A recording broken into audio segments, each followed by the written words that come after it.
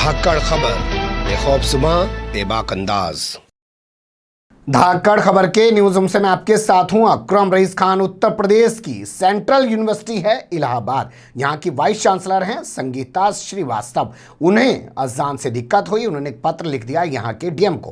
कहा कि 5:30 बजे आंख खुल जाती है, अजान की तेज आवाज आती है, फिर उसके बाद सो नहीं पाती हूं, दिन भर सर में दर्द रहता है और इसके चलते मैं काम नहीं कर पाती हूं।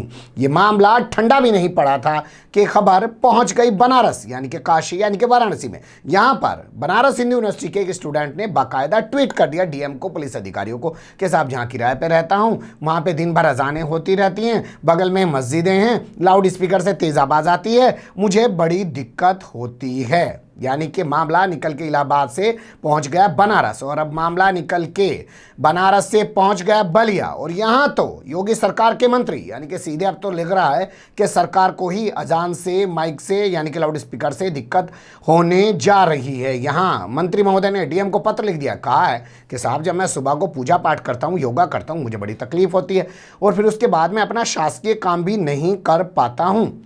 ये तो माइक तक, अजान तक, लाउड स्पीकर तक सीमित रहे, लेकिन यहीं बलिया से एक विधायक हैं, उन्होंने समाजवादी पार्टी को नमाजवादी पार्टी बता दिया। आप जान ही रहे हैं साल भर के अंदर अंदर चुनाव होना है, अगले साल इन्हीं दिनों में सरकार बन जाएगी, तो इन्हें आखिरी साल में दाखिल होने के बाद और कुछ तो आ नहीं रहा। विकास के मुद्दे पर तो कहीं कुछ कर नहीं सकते, नफरत फैला सकते हैं और यहाँ की फैलाई हुई नफरत उन 5 राज्यों में भी कैश कर सत्ता बना सकते हैं, क्योंकि सत्ता बनाना ही इनका एकमात्र धर्म बनकर रह गया। लेकिन बड़ा सवाल ये कि इलाहाबाद यूनिवर्सिटी से इस बार आवाज उठी और रमजान से 1 महीने पहले उठी, वरना देखने में आ रहा था 2014 के बाद से रमजान के महीने में हमेशा लाउड स्पीकर को लेकर, अजान को लेकर, सहरी को लेकर, इफ्तार के वक्त होने वाले ऐलान को लेकर बवाल काटा जाता था। लेकिन अब इस बार 1 महीने पहले से ही बवाल शुरू कर दिया गया और अब तो इसमें योगी सरकार के मंत्री की भी एंट्री हो गई। पर मुझे लगता है योगी सरकार के मंत्री का बयान आपके सामने रखूं या विधायक का बयान आपके सामने रखूं जिसमें समाजवादी पार्टी को नमाजवादी पार्टी बता रहा है, उससे पहले खबर और आई है जिसको दबाने की भरपूर कोशिश की गई है। वो खबर थी प्रतापगढ़ से। प्रतापगढ़ में एक मस्जिद में घुसकर तोड़फोड़ की गई, लाउड स्पीकर को उतारने की कोशिश की गई, मस्जिद पर पथराव किया गया। भोंपू मीडिया और उसके दराज चाटुकार दंगाई पत्रकारों ने इस खबर को पूरी तरह दबा दिया। हमने प्रतापगढ़ में कई लोगों से बात करने की कोशिश की, खबर हमारे तक नहीं पहुंच पाई, लेकिन ये खबर फुल प्रूफ है। पुलिस ने कई लोगों को वहां से हिरासत में भी लिया है। पहले लोगों ने बताया जा रहा है बैठ के मस्जिद के आसपास कहीं शराब पी, फिर उसके बाद मस्जिद पे इस तरीके से हमला कर दिया है। यानी ये वही सीन हो रहा है जो आपने दिल्ली चुनाव के दौरान देखा था कि अनुराग ठाकुर मंच पे खड़ा होकर बोलता है कि देश के गद्दारों को गोली मारो सालों को, और गोली मारने के लिए फिर आ जाता है कौन? कपिल गुज्जर। सीधे गोली लेके, पिस्टल लेके पहुंच जाता है शाहीन बाग में बैठी हुई महिलाओं के ऊपर फायरिंग करने के लिए। और इसके अलावा एक 70 किलोमीटर दूर तक चल के राम भक्त अपने नाम में लिखता है फेसबुक पर, नाबालिग है इसलिए उसका नाम नहीं बताया जाता है, जेवर जहां एयरपोर्ट बनने वाला है वहां से आ जाता है और जामिया के जो स्टूडेंट्स प्रोटेस्ट कर रहे हैं उन पर आकर फायरिंग करने लग जाता है। और इसका सबसे बड़ा इफेक्ट जो दिखता है वो दिल्ली के अंदर दंगों के रूप में सामने आता है, जहां 53 लोग मार दिए जाते हैं, हजारों घरों को बर्बाद कर दिया जाता है, सैकड़ों दुकानों को बर्बाद कर दिया जाता है और कई धर्मस्थलों को नुकसान पहुंचाया जाता है। 3 दिन तक, कल्पना करिए, 3 दिन तक दिल्ली जलती रहती है। मैं फिर आपसे कहूंगा, देश के 3 बड़े अखबार में काम कर चुका हूं, कई सारे IPS ऑफिसरों से मेरी बात हुई है, वो ये कहते हैं दंगाई के सिर्फ 2 घंटे होते हैं, जब तक कि वहां फोर्स नहीं पहुंच जाता उसकी इच्छा जितना वो बवाल काट ले, लेकिन जब वहां फोर्स पहुंच जाता है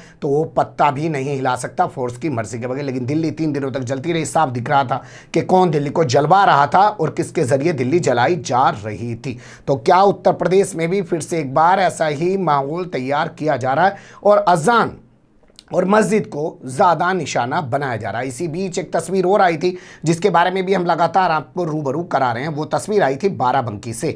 बाराबंकी में हुआ क्या कि इलाहाबाद हाईकोर्ट के लखनऊ बेंच में एक पिटीशन गई। एक शख्स पहुंचा, उसने कहा साहब सालों पुराना आपका आदेश है जी सार्वजनिक स्थल यानी कि पब्लिक पैलेस पे जो धर्मस्थल है ना जी उसको हटवाने का, लेकिन सरकार हटा ही नहीं रही। तो कोर्ट आदेश दे देती है कि 2 महीने के अंदर इसको हटाओ। फिर सरकार एक आदेश जारी करती है कि 2011 के बाद से सार्वजनिक स्थलों पर, ध्यान दीजिएगा, सार्वजनिक स्थलों पर बने हुए धर्मस्थलों को हटा दिया जाए, 2 महीने के अंदर ही कार्रवाई शुरू कर दी जाए। तो सबसे पहली कार्रवाई, सबसे पहला हथौड़ा कहां चलना था आपको पता ही है, किसी मुस्लिम धर्मस्थल पे चलना था तो चला। फतेहपुर जो तहसील पड़ती है बाराबंकी की, यहाँ का पकारिया में जो पेड़ वाला मज़ार है उसको हटा दिया गया, कहा गया कि इसको ईदगाह में शिफ्ट किया जाएगा। इसके बाद दूसरा निशाना बना गया राम सनेही घाट तहसील परिसर में, जो रोड पे भी नहीं है, डिस्टर्ब नहीं कर रही है, किसी को आवागमन में दिक्कत नहीं है।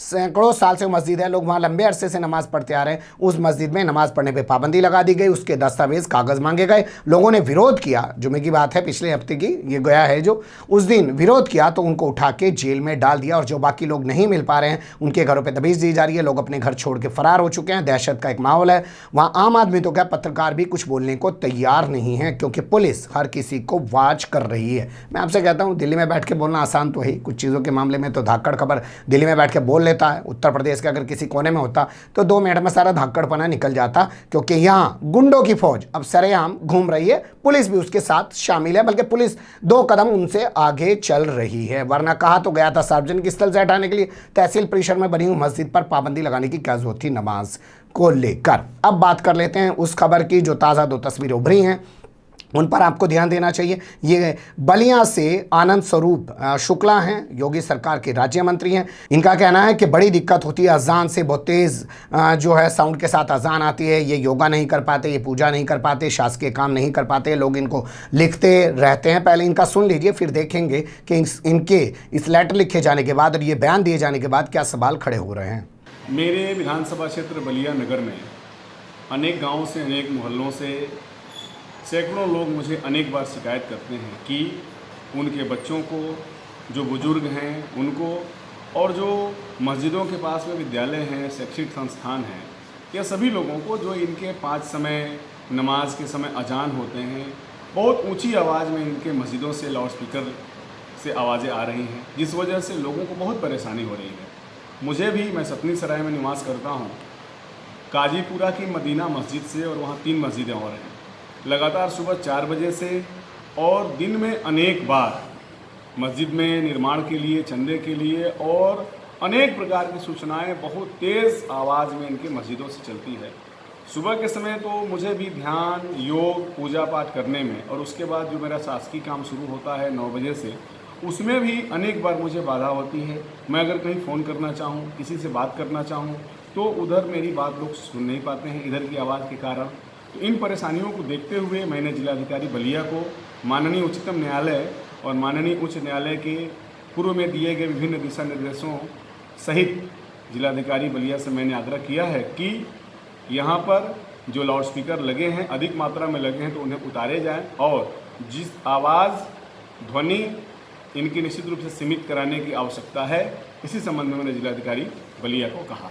सबसे अहम सवाल जिस पे ध्यान देने की जरूरत है ये कि क्या आनंद स्वरूप शुक्ला को 4 साल में तमीज़ पैदा हुई है कि लाउड स्पीकर तेज आवाज से बज रहे हैं, या 4 साल में इतनी सुध आई है? अभी तक बेसुध थे, अभी तक इनको होश नहीं थी, या ये इंतजार कर रहे थे कि पहले प्रयागराज की वाइस चांसलर सवाल उठाएगी, उसके बाद हम उठाएंगे? 4 साल में क्यों पत्र नहीं लिखा गया? ये सबसे बड़ा सवाल है। और जब सरकार आखिरी साल में दाखिल हो चुकी है, चुनाव सामने खड़े हुए हैं, तब इनको क्यों याद आई है? और आनंद स्वरूप शुक्ला ने सिर्फ अपने मोहल्ले, अपने विधानसभा को लेके ही पत्र क्यों लिखा है? मंत्री है वो, तो पूरे प्रदेश के लिए पत्र लिख सकता है, विधानसभा में प्रस्ताव ला सकता है, अपनी सरकार से कानून बनवा सकता है। हालांकि कानून इसको लेकर पहले से भी पोल्यूशन एक्ट के हैं और हाई कोर्ट, सुप्रीम कोर्ट के जजमेंट भी इस पूरे मामले को लेकर है। लेकिन अभी भी मंत्री बात कर रहा है तो सिर्फ अपने मोहल्ले की, क्योंकि उसे लग रहा होगा 2022 में चुनाव है, ऐसी बात कर लेता हूं, वोटों का सांप्रदायिकरण हो जाएगा और मैं फिर से यहां 2022 में जीत के आ जाऊंगा। या ये वो लोग हैं जिन्हें कुछ काम तो मिलता नहीं है, ऐसे बोल वचन देकर अपने आप को लाइमलाइट में रखने की कोशिश करते हैं। खैर छोड़िए, ये तो अजान तक सीमित रहे, इनसे आगे चलते हैं। इन्हीं के यहाँ के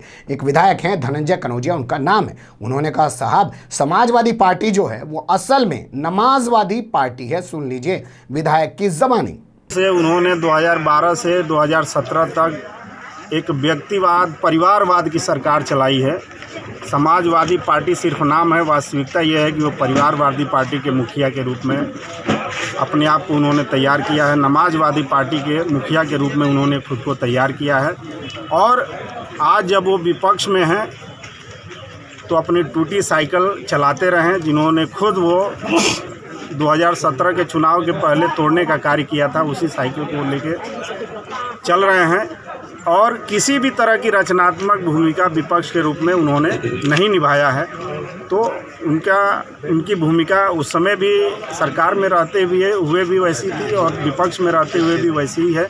किसी तरह का उन्होंने रचनात्मक कार्य प्रदेशवासियों के लिए नहीं किया। क्या वो समाजवादी पार्टी है? मैं बता रहा हूँ, उनके कार्यकलापों से तो यही लगता है कि मुस्लिम तुष्टीकरण के आधार पर जिस तरह की राजनीति करते आए हैं, उससे स्पष्ट होता है कि ये समाजवादी पार्टी है। सुन लिया आपने, विधायक ने कहा यह समाजवादी पार्टी नहीं है, नमाजवादी पार्टी है। यानी कि समाजवादी पार्टी पर टैग लगाना कि वो मुस्लिम पार्टी है और हिंदुओं को एहसास दिलाना कि देखो ये मुस्लिमों की पार्टी है, इस पार्टी से दूर रहो, क्योंकि आता तो कुछ है नहीं, कर कुछ सकते नहीं हैं। इन्हीं सब चीज़ों के ज़रिए जीतने की कोशिश करते हैं। या ये भी कहा जा सकता है कि अब लग रहा होगा मिस्टर कनौजिया को कि आखिरी वक्त चल रहा है, सरकार का एक बार वो होना ही है, क्या बोलते हैं उसको, मंत्रिमंडल विस्तार, तो उसमें हो सकता है मुझे जगह मिल जाए, इस तरीके के बयान दूं, क्योंकि यहाँ नफरत फैलाने वाले लोगों को ज़्यादा अहमियत दी जाती है। जो जितना बड़ा नफरत फैलाएगा वो उतनी ऊंची सीट पाएगा, उतना महत्व इस पार्टी सरकार में उसको दिया जाएगा। शायद इसी वजह से ये लोग इस तरीके के बयान दे रहे हैं। वरना अहम सवाल ये कि भैया 4 साल पहले से नमाजवादी क्यों नहीं बता रहा था ये भारतीय जनता पार्टी का विधायक समाजवादी पार्टी को। अभी आके नमाज और अजान, एक अजान पे बोल रहा है, दूसरा नमाज पे बोल रहा है, और पार्टी को नमाजवादी पार्टी बताने की कोशिश कर रहा है। नमाज का भी अपमान कर रहा है, लेकिन इन्हें पता है अब इसका अपमान करने से इनके खिलाफ कुछ होता तो है नहीं। डासना में आपने नंगा नाच देख लिया होगा, कैसे वो लोग जाके वहाँ बोल रहे हैं ऑन कैमरा और क्या क्या नहीं बोल रहे हैं। और जो यहाँ पे महंत बना बैठा है यति नरसिम्हानंद, वो क्या क्या बोलता है, उसके तमाम यूट्यूब और गूगल पे, फेसबुक पे सब पड़ा हुआ है। उसके खिलाफ कितनी आज तक कार्रवाई की गई है, कितना आज तक एक्शन लिया गया है, सारी दुनिया के सामने जग जाहिर है। बने रहिएगा धाकड़ खबर के साथ। फिलहाल कमेंट्स के रूप में आप लोग अपनी राय दे सकते हैं, खबर को लाइक कर सकते हैं, चैनल को सब्सक्राइब कर सकते हैं और ज़्यादा से ज़्यादा हमारी खबरों को शेयर कर सकते हैं। फिर ऐसे ही किसी सुलगते हुए या उलझते मुद्दे लेकर मैं आपके सामने हूँगा हाजिर। फिलहाल अभी मुझे दें इजाज़त।